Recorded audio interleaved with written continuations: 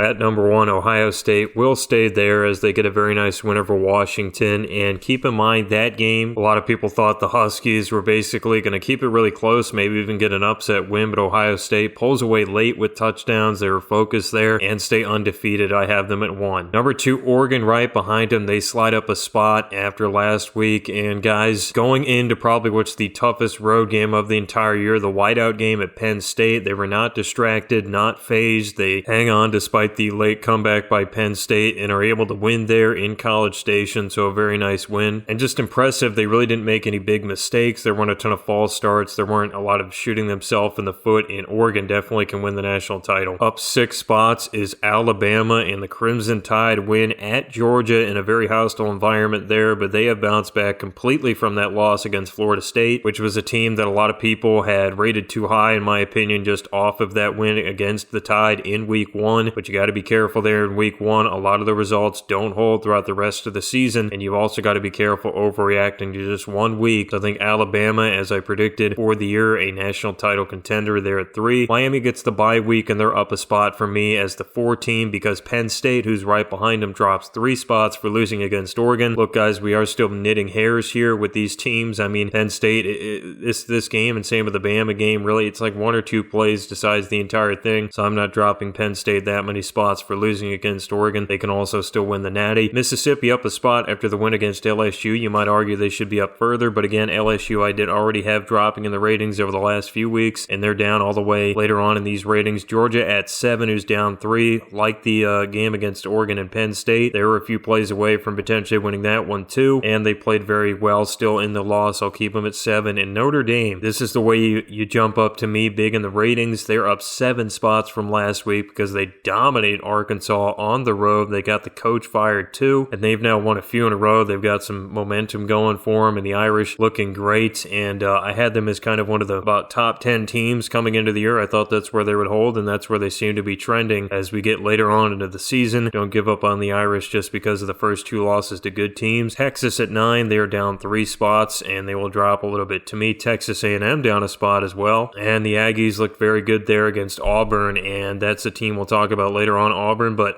A&M actually only wins by 6 points, but they did severely outgain the Auburn Tigers there at home, so you got to give them credit for that. Indiana up 5 spots to me here. I think I was a little low on them last week. It's not even necessarily the win at Iowa doing anything ridiculous for me. In fact, they won by just 5, but Indiana sliding up because of some other losses, and they also look good. They stay undefeated. They have not really faltered in any of these situational spots, so got to give the Hoosiers a lot of credit as they continue to look impressive. Tennessee up 1. They did beat Mississippi State, who had as a bubble team last week in the just outside top 25, but the Volunteers get the win on the road in overtime, and they continue a really good season so far. Texas Tech had the bye week. They're dropping just a spot. They're kind of in the same position. Southern California loses at Illinois. Give the Illini a lot of credit, but USC there, it's kind of the defensive struggle again. They go down, score late to take the lead, but the defense does not hold. But yet again, kind of a situation there where the Trojans, like a lot of these other good teams that lost, 1 or 2 plays decided the entire thing. LSU on the road at Ole Miss. I don't think it was necessarily 1 or 2, but they do lose there, and it's just the offense, man. It is kind of in limbo with Garrett Nussmeier. I thought that would have been the strength of this team, and like the years past, it would have been the defense that's trying to catch up, like in the Jaden Daniels season, to give a prime example, but that's not the case. LSU's defense looked pretty good in that game, and they just did not have enough offensively, and I'm not sure that's something they fix. So my preseason national title pick is in trouble. Missouri is up 2 spots. They take care of business against UMass, and wasn't anything ridiculously impressive, but it was also a very flat spot for the Tigers, though they still won by plenty, so hard to take anything from it. Michigan on bye. They'll move up 2 spots just on principle. Oklahoma also on bye. They lose 7 spots, and you're thinking, well, why the heck are they down so much? But John Mateer, the quarterback there, is hurt. He was a big part of this team. He really was a big part of the equation, so it's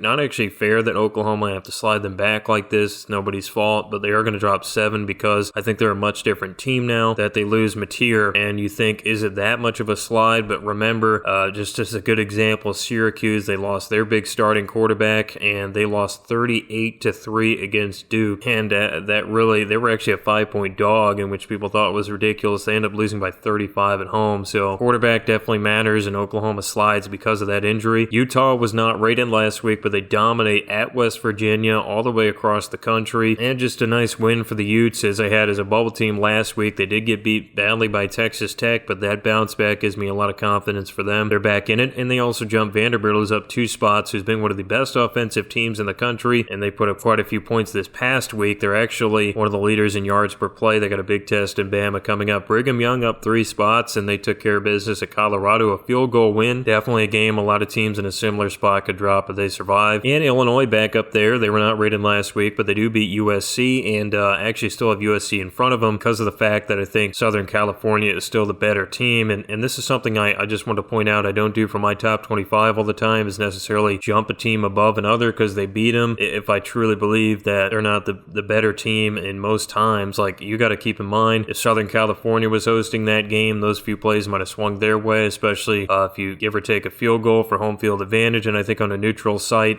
Southern California is just slightly better than Illinois, and a lot of these teams are bunched up, really going even from 14 to 22. So just keep that in mind with these ratings. Not necessarily any type of definitive thing, and especially, might have been scratching some people's heads that I put Bama up so high over Florida State despite Bama losing to FSU, but the results this past week with Bama winning at Georgia and FSU losing against Virginia speak for themselves. Bama was still better roster talent overall. I couldn't just throw Florida State up there on principle, in my opinion. But with that out of the way, Georgia Tech does lose 3 spots. They won by just a point at Wake Forest, although they still got the job done. That's exciting. I'm actually glad they won from a standpoint that I think it makes the ACC more interesting. It will give a team like Miami another team to battle there, and it's just an interesting storyline. Like I mentioned, Iowa State last week, not rated, but they're at 24. They dominate Arizona. I thought that was a game that could be close, but Iowa State at this point being undefeated, even though I haven't loved all their wins, they are really showing out, and that was a big margin win. I got to give them credit for it. In 25, Arizona State, they get a win against Texas Christian, who has dropped out of the top 25 and lost their spot to the team they lost to this week. So the drop teams, Auburn from 17, they're out of it. Again, I might have kept Auburn. I thought about putting them at 25. Problem with Auburn is, yes, they only lost by 6 at A&M, and they played 2 of the best teams in the country the last few weeks, but they were so severely outgained in that game at A&M, I really just couldn't be impressed with their offense, and they're just out of the top 25. Florida State at 21, they're out for me. They lose at Virginia. Thought that was a concerning spot for them with Miami on deck for this week, but we'll see if the Seminoles bounce back going into that game against Miami. Washington also booted out of the top 25, and that was going to be a tough situation for them because I think they would have had to lose very close to hang in there against Ohio State, but at the end of the day, they are out. Texas Christian also bumped out for losing at Arizona State. And the new teams, Utah, Illinois, Iowa State, and Arizona State, 4 new guys. And our bubble teams, Louisville, Washington, Florida State, Texas Christian, Mississippi State, and Maryland. Those teams can all definitely get into the top 25 here. And Louisville, actually very interesting to me. They may be an ACC contender with an outside shot like a Georgia Tech too. So these are my top 25 teams in college football after week 5. Drop some comments and a like down below if you have any thoughts. Feel free to subscribe if you like content like this. Thanks for watching. Stay tuned for the next video.